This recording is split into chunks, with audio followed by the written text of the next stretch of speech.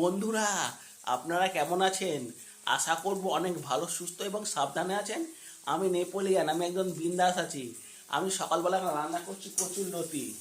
এই যে কচুরলতি, এই কচুরলতির অনেক গুণাগুণ আছে।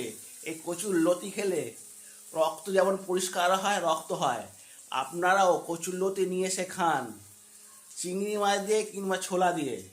যেহেতু আমার বাবা চিংড়ি মাছ খেতে পছন্দ করেন না, তাই আমি ছোলা দিয়ে করেছি।